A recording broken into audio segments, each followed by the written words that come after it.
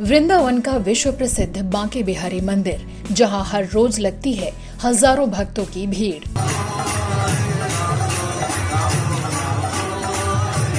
उत्तर भारत का सबसे लोकप्रिय मंदिर, जिसकी गिनती देश के टॉप 10 प्रचलित मंदिरों में होती है।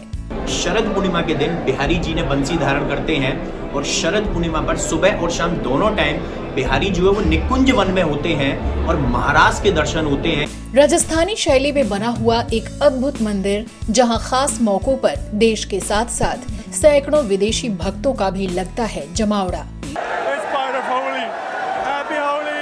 लेकिन क्या आप जानते हैं कि इस मंदिर से जुड़े हैं कई रहस्य, कई राज और कई ऐसी कहानियां जो हमें अचंभित कर देती हैं। क्या आपको पता है कि तानसेन के गुरु स्वामी हरिदास को 12 साल की तपस्या के बाद वृंदावन की पावन भूमि पर मिली थी बांके बिहारी की ये काले रंग की अद्भुत मूर्ति, और फिर उन्होंने इस प्रसिद्ध मंदिर की स्थापना करवाई। और आपको ये जानकर हैरानी होगी कि श्री बांके बिहारी जी की मूर्ति के आगे हर 2 मिनट के अंतराल पर एक अजीब डर के कारण पर्दा लगा दिया जाता है। बताएंगे और भी बहुत कुछ, आप बने रहिए हमारे साथ।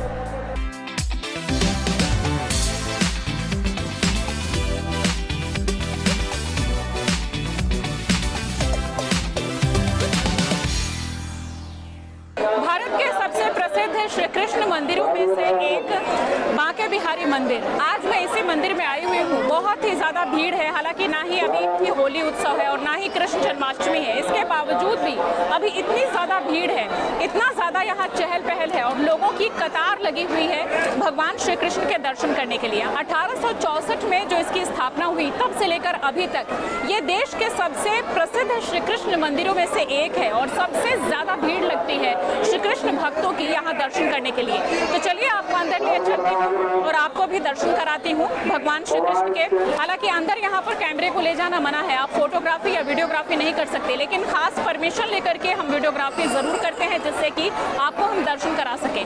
तो आपको लेकर के चलती हूँ अंदर और श्री बांके बिहारी जी के दर्शन कराती हूँ। यूपी के वृंदावन में कई प्रसिद्ध मंदिर हैं, जिनमें भक्तों की गहरी आस्था है, लेकिन यहाँ का जो बांके बिहारी मंदिर है वो विश्व प्रसिद्ध है। भक्तों का मानना है कि जो भी व्यक्ति बांके बिहारी जी के दर्शन करता है, उसका जीवन सफल हो जाता है, उसकी सभी मनोकामनाएं पूरी हो जाती हैं, और जो भी भक्त मथुरा वृंदावन आते हैं वो किसी और मंदिर में बाद में जाते हैं, सबसे पहले बांके बिहारी जी मंदिर के दर्शन करते हैं। तो चलिए आज मैं आपको लेकर चलती हूँ इसी विशेष मंदिर में, और यहाँ हम करेंगे प्रभु के अद्भुत रूप के दर्शन और आपको इससे जुड़े सभी रहस्यों, चमत्कारों के बारे में भी बताऊंगी। उत्तर प्रदेश का एक जाना माना जिला मथुरा, जिससे करीब 10 किलोमीटर की दूरी पर बसा है वृंदावन धाम। वृंदा यानी तुलसी और वन यानी जंगल, तो जहाँ तुलसी के जंगल हो वो कहलाया वृंदावन। ये स्थान भगवान श्री कृष्ण की क्रीड़ा स्थली रही है। मान्यता है कि यहाँ की कुंज गलियों में भगवान कृष्ण ने तमाम लीलाएं की और द्वापर युग में उनका यही निवास स्थान था। यहाँ पहुँचने पर एक अजीब सी ईश्वरीय शक्ति का आभास होता है। ऐसा प्रतीत होता है कि यही वो गलियाँ हैं जहाँ कान्हा घूमा करते थे, गोप बालकों और सखियों संग विचरण करते थे। युग बीत गए, लेकिन ये धरती आज भी कृष्णमय ही प्रतीत होती है। वही बांसुरी, वही मोरपंख और हर ओर राधे कृष्ण की जय जयकार। इसी वृंदावन के रमण रेती क्षेत्र में राधा और कृष्ण का बांके बिहारी मंदिर है। इस मंदिर की मान्यता देश ही नहीं बल्कि विदेशों में भी है। दूर दूर से भक्त यहाँ आकर बांके बिहारी के दर्शन कर उनका आशीर्वाद लेते हैं। इस मंदिर से जुड़ी ऐसी तमाम रोचक बातें हैं जिनके बारे में शायद आप नहीं जानते होंगे। तो आज मैं आपको इससे जुड़ी वो तमाम बातें बताऊंगी, लेकिन चलिए सबसे पहले जानते हैं कि यहाँ पहुँचना कैसे है। वृंदावन मंदिर पहुँचने के लिए सबसे पहले आपको मथुरा पहुँचना होगा। अगर आप दिल्ली एनसीआर से मथुरा जाना चाहते हैं तो यहाँ से मथुरा की दूरी सिर्फ 142 किलोमीटर है, और ट्रेन, बस या टैक्सी हर तरह की सुविधा यहाँ से उपलब्ध है। ट्रेन से जाना चाहते हैं तो पहले दिल्ली से मथुरा रेलवे स्टेशन पहुँचना होगा, फिर वहाँ से वृंदावन जा सकते हैं। मथुरा पहुँचने के बाद यहाँ से वृंदावन की दूरी 12 किलोमीटर है, जहाँ से बस, टैक्सी या बैटरी रिक्शा के जरिए आप मंदिर तक पहुँच सकते हैं। वहीं उत्तर भारत के लगभग सभी प्रमुख शहरों से मथुरा के लिए बस सेवा उपलब्ध है। आप अपने वाहन से जाना चाहते हैं तो यमुना एक्सप्रेसवे से लगभग 2-2.5 घंटे का वक्त लगेगा। मंदिर राष्ट्रीय राजमार्ग से 7 किलोमीटर दूर है। वृंदावन क्षेत्र में पहुंचने के बाद मंदिर से लगभग 1 किलोमीटर पहले पार्किंग की अच्छी व्यवस्था है, जहां से श्रद्धालु अपनी गाड़ी पार्क कर ई-रिक्शा के जरिए मंदिर तक पहुंच सकते हैं। अगर आप मंदिर के बिल्कुल पास गाड़ी पार्क करना चाहते हैं तो यहां तक पहुंचने में मुश्किल हो सकती है, क्योंकि संकरी गलियां आपको परेशान कर सकती हैं। मंदिर क्षेत्र में पहुंचने के बाद लगभग 200 मीटर के एरिया में आपको सिर्फ और सिर्फ दुकानें नजर आएंगी, जिनमें हर तरफ पूजन सामग्री का भंडार दिखेगा। तरह तरह के लड्डू, सुगंधित पेड़े, मेवे, मक्खन और कई प्रकार की मनभावन मिठाइयाँ। माला लो 20 रुपए, 20 रुपए, 20 रुपए। तुलसी का माला लो भैया 50 का लो। इसके अलावा आपको यहाँ फूल माला की दुकानों पर कमल पुष्प भी नजर आएंगे, जो श्री कृष्ण को बेहद प्रिय माने जाते हैं। साथ ही आप गेंदे, गुलाब या मोर पंख भी खरीद सकते हैं। इन सुगंधित खूबसूरत फूलों को देखकर ही एहसास होने लगता है कि कान्हा आसपास ही हैं और बहुत जल्द उनके दर्शन होने वाले हैं। साथ ही इन दुकानों से आप हर प्रकार की पूजन सामग्री खरीद सकते हैं। कान्हा के रंग बिरंगे कपड़े, झूले, आसनी, मुकुट, सिंदूर, चंदन या बाल गोपाल की प्रतिमा, जिसे भक्त यहाँ से लेकर अपने घर जाते हैं और स्थापित कर पूजा करते हैं। और अब जानते हैं मंदिर के इतिहास, इसके निर्माण और इससे जुड़े उन रहस्यों को जो इस मंदिर और इस मूर्ति को लेकर बताए जाते हैं और समय समय पर हमारे बीच कौतूहल का विषय रहे हैं।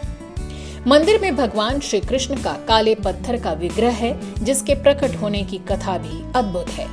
मान्यता है कि बांके बिहारी जी की मूर्ति को किसी ने बनवाया नहीं है, बल्कि ये अपने आप प्रकट हुई थी।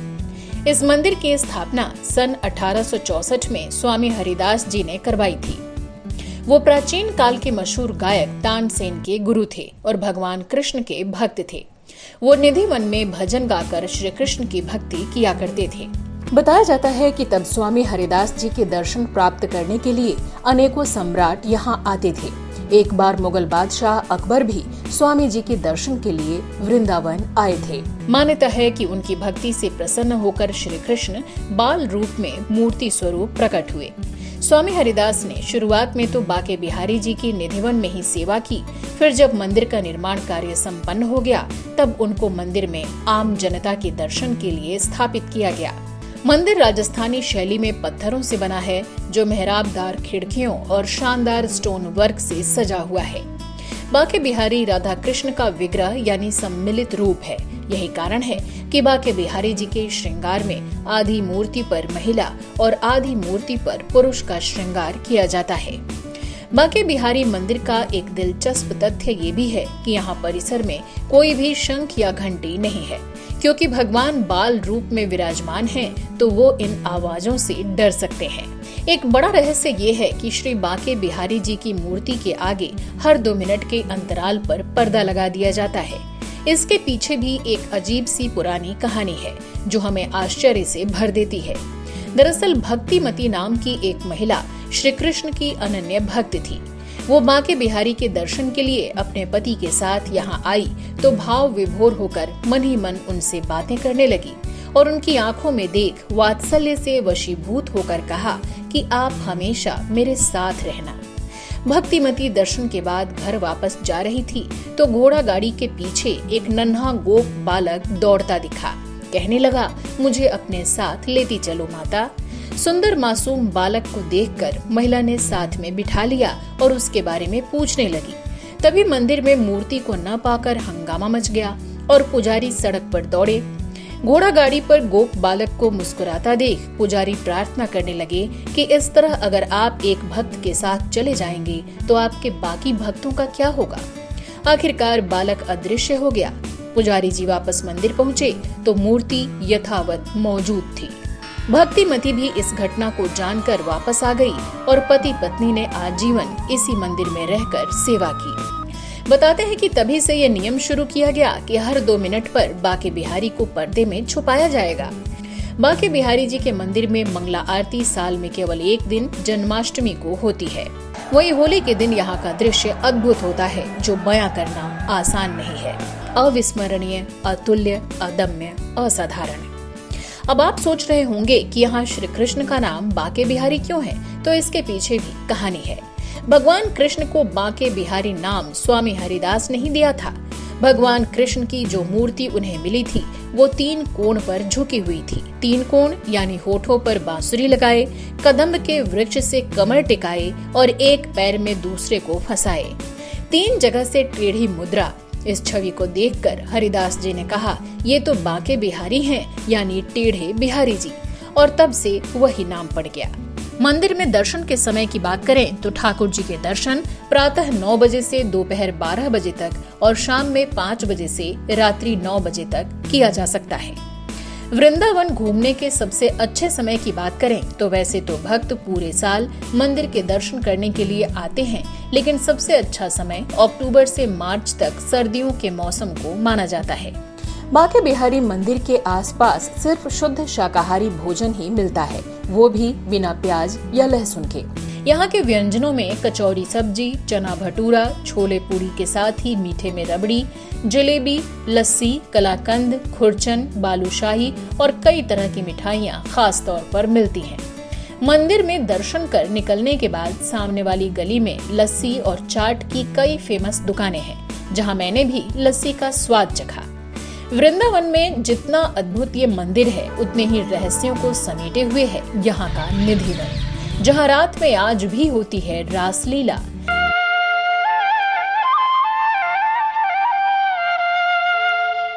हर रात आते हैं राधा और कृष्ण और तुलसी के वेश में निवास करती हैं 16,000 से ज्यादा गोपियां। तो अपने इस प्रोग्राम की अगली कड़ी में हम आपको ले चलेंगे निधिवन और कराएंगे अद्भुत चमत्कारों से सामना। तो दोस्तों, आज का हमारा ये शो आपको कैसा लगा, कमेंट बॉक्स में लिखकर अवश्य बताइएगा। आपको भी इस बारे में कोई जानकारी हो तो वो भी बताना मत भूलिएगा। अब अपनी दोस्त श्वेता जया पांडे को आज्ञा दीजिए। जय श्री राधे कृष्ण।